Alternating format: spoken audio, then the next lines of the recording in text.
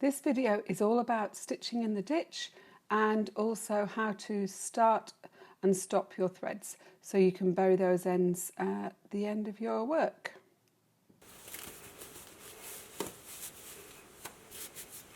As you can see, I've got my fingers out so you can play around with your threads. Alright, so first off I'm going to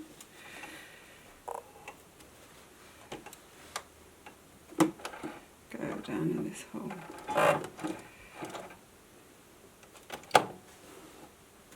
Pull the thread up.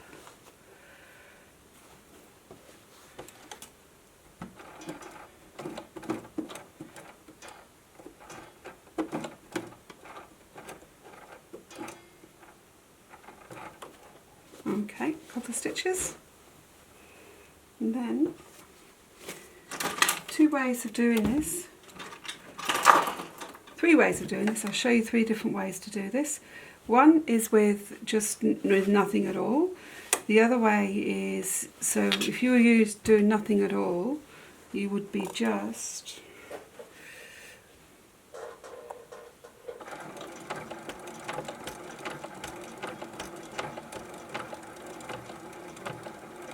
very slowly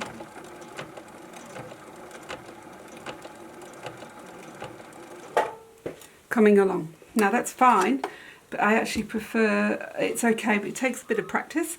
If you actually use this, the next thing you can do is use your straight ruler. Leaning against that straight ruler.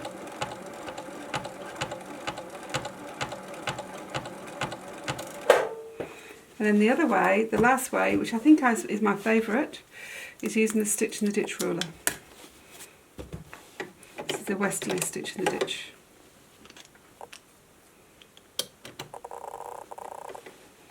So we've got that lined up, we've got a straight line at the front here, and a straight line at the back. You don't have to go too far because, you know, your ditches are never perfectly perfect all the time.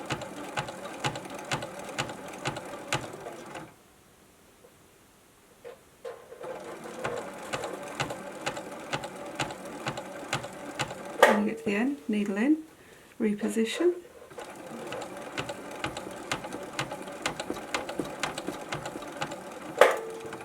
And then instead of having to turn the quilt completely, all you need to do is swivel that. This is the best bit because you don't have to turn your quilt. Lining up, lining up. And I like to push against the low side of the ditch, because then if it does decide to wriggle off, it wriggles off into the low side of the ditch and you don't get it over on your other high fabric.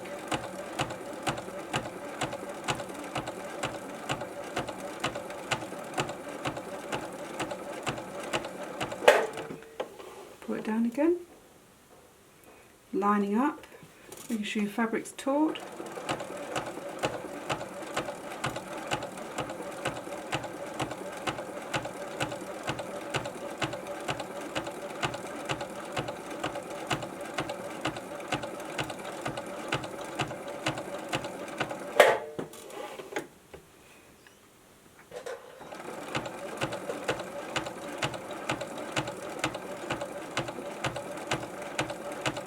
How easy is that?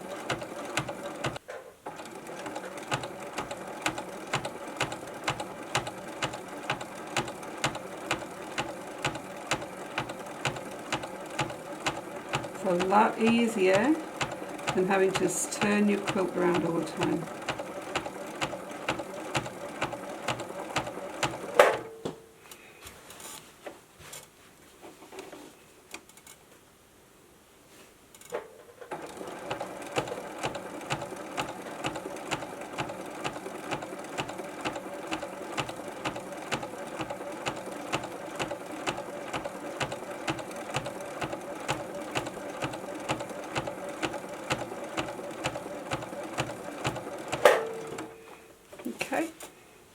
And just basically work your way around. Now I just went and did all the blue shapes just because that's sufficient, just to make sure everything doesn't wriggle You've got the basting, the spray basting that really holds everything in place.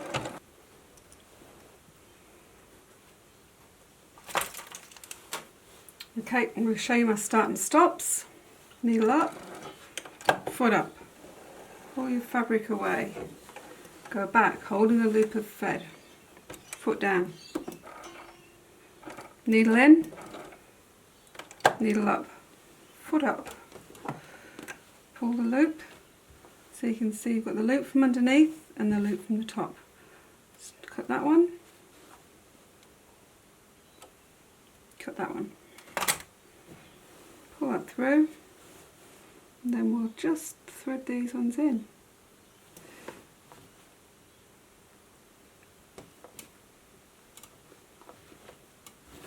Okay, so it's doing a knot at the back.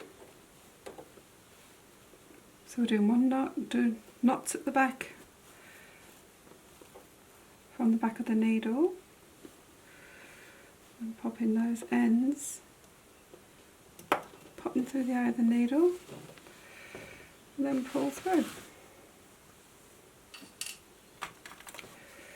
And snip that off. Okay, so I'm going to show you how I do my starts now. What I do is needle down, needle up, pull that thread up.